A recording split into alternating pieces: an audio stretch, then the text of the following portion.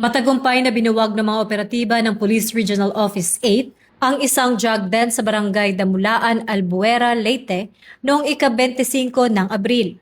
Ang nasabing operasyon ay isinagawa sa pamamagitan ng isang koordinadong buy-bust ng Special Drug Enforcement Unit ng Albuera MPS, First Leyte Provincial Mobile Force Company at PIDEA Regional Special Enforcement Team.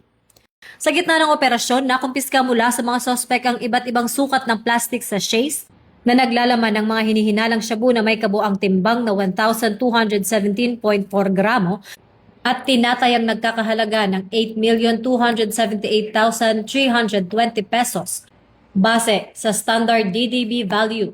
Bukod sa iligal na droga, nakuha rin sa posisyon ng mga sospek ang isang caliber 45 pistol, isang magazine at 7 bala.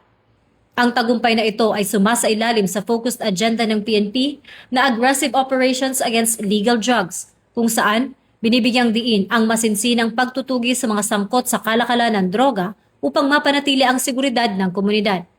Hinimok naman ang mamamayan na maging katuwang ng kapulisan sa pamamagitan ng pag-uulat sa mga kahina-hinalang tao o aktibidad sa kanilang lugar upang sama-samang makamit ang isang mapayapa at drug-free na pamumuhay. Mula rito sa Campo Crame, ako si Patrolwoman Sari Bernales, nagbabalita para sa Police News Network. At ito ang bagong PNP para sa bagong Pilipinas, serbisyong mabilis, tapat at nararamdaman.